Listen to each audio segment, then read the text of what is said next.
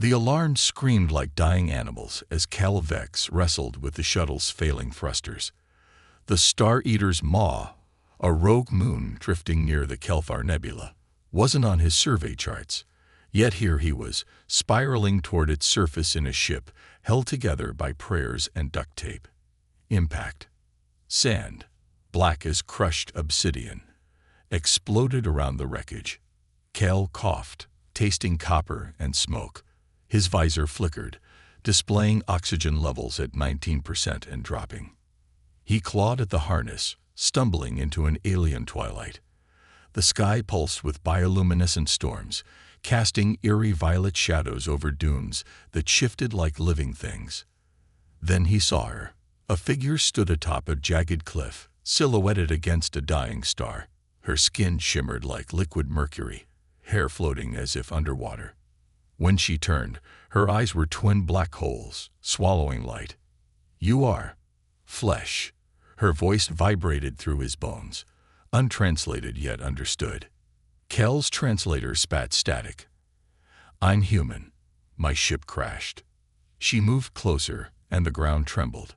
"Human," she repeated, tilting her head. "I've consumed comets, nebulae, rogue planets, but never a human." Her fingers brushed his cheek, a touch colder than space itself. Cal recoiled. "You eat stars." She smiled, teeth like splintered constellations. "I am Lyria. And you, Cal Vex, are my first prey who speaks back." Cal's breath fogged his visor as Lyria circled him, her bare feet leaving no prints in the black sand. The air hummed with an unnatural energy, like the moment before a lightning strike. "Prove you are more than meat," she said, her voice echoing inside his skull. Before he could answer, she raised a hand, and the sky ripped open. A torrent of blue fire cascaded from the clouds, swirling into a vortex between them. The heat seared Cal's skin even through his suit. A test. Lyria stepped into the flames, unharmed. "Your kind burns so easily," she mused. "But you are here, so walk." Cal's instincts screamed to run, but survival wasn't about fear. It was about adaptation. He studied the fire. The pattern wasn't random. The flames pulsed in waves, leaving narrow gaps between eruptions. Timing. He waited, counting seconds between surges, then lunged.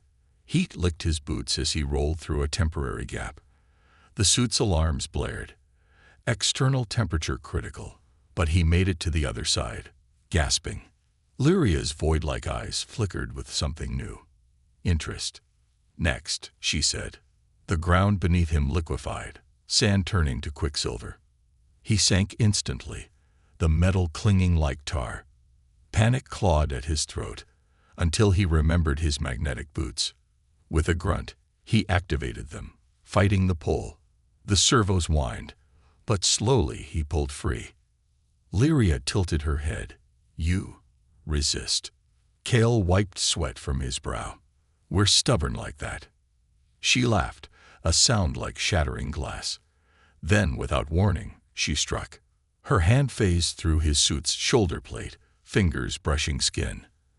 Agony exploded through his nerves, cold beyond comprehension, as if his blood had flash-frozen. He collapsed, vision swimming. Lyria loomed over him. "You shiver when I touch you," she murmured. "Why?" Cal gritted his teeth.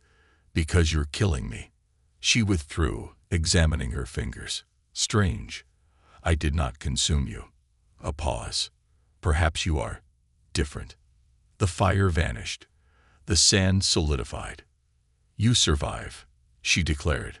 "For now." As Cal dragged himself upright, he realized she was curious. And curiosity was a weakness he could exploit. The storm had passed, leaving the sky streaked with dying embers of light. Cal's shoulder still ached where Lyria had touched him. A deep, numb pain, as if part of him had been erased. She stood at the edge of a crater, staring into its depths. "Follow," she said, not looking back. Cal hesitated. His oxygen reserves were dwindling, his suit's systems flickering. But curiosity, and the unspoken threat in her tone pushed him forward. The crater wasn't natural. Its edges were too smooth, its basin filled not with rock, but with shards of glass-like structures, each one humming faintly. A graveyard of ships. Lyria ran her fingers along a broken hull, her expression unreadable. "They came before you," she said. "Some fought. Some begged. All burned." Cal's breath caught. "You killed them." She turned, her eyes reflecting the shattered wreckage.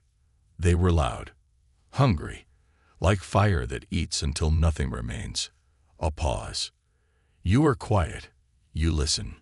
A gust of wind stirred the glass shards, and for a moment, Cal saw ghosts, flickering afterimages of figures in unfamiliar armor, their mouths open in silent screams. Lyria knelt, pressing her palm to the ground. The glass glowed, and suddenly, Cal wasn't seeing wreckage. He was seeing memory. A world, lush and alive. A people, their skin like hers, their voices singing in harmonies that bent light. Then, the pulse. A weapon, or a plague, or something worse. The sky cracked. The oceans boiled. And Lyria changed. Cal staggered back as the vision faded. Lyria's voice was barely a whisper. "I was the last." The truth hit him like a starship at full thrust. She wasn't just a predator. She was a survivor, fused with whatever had destroyed her world. A being of hunger and grief, devouring stars, because she no longer knew how to stop. Cal exhaled. "You're not trying to kill me," he realized. "You're trying to remember what it's like not to." Lyria went very still. Then, slowly, she reached out. But this time, her touch was feather-light, hesitant. "Teach me," she said. The air crackled with static, the sky churning like a wounded beast. Cal's suit sensors screamed warnings. Incoming solar storm. He'd seen what those could do to unshielded tech.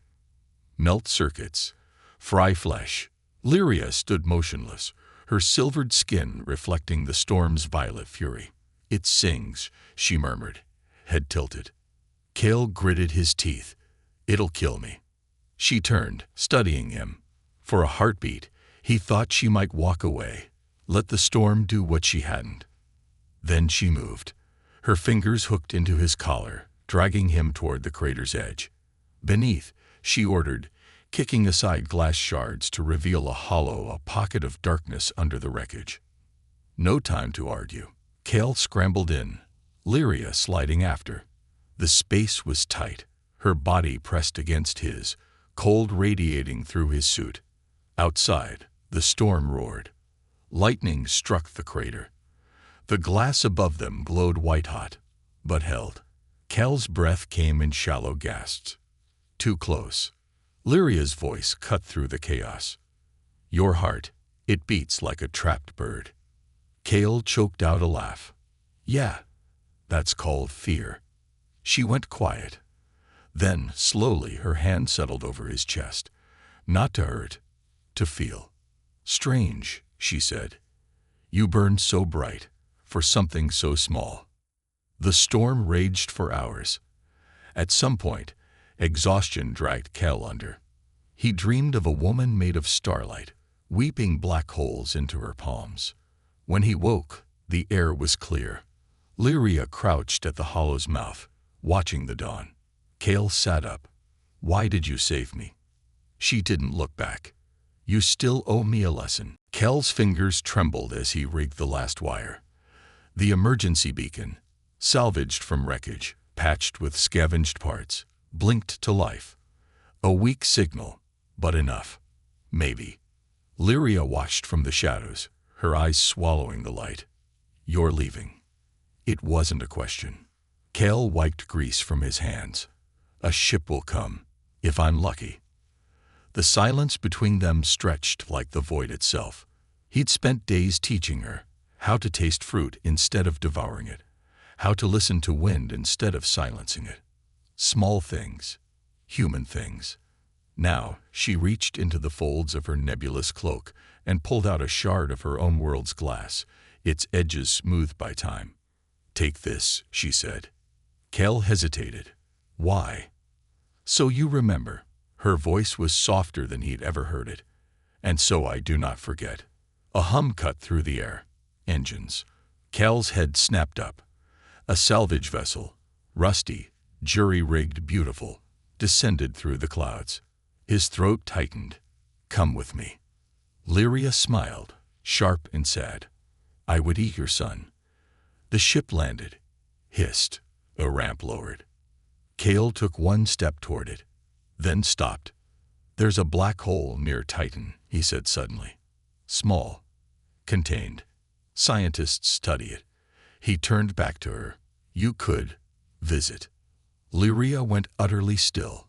For a terrifying moment, he thought he'd overstepped, that she'd remember what she was and unmake him. Then she laughed. A real laugh, bright and startled. You would leash a storm. Cal grinned. I'd call it a guest. The salvage crew shouted. Time was up. As the ramp closed, Cal clutched the glass shard. Through the viewport, he saw Lyria lift a hand. Not in farewell, but promise. Somewhere between the stars, a woman made of hunger began to learn hope. Epilogue. 3 years later. The lab on Titan buzzed with alarms. An anomaly. The black hole's event horizon. Rippled. Cal, now a lead researcher, didn't flinch.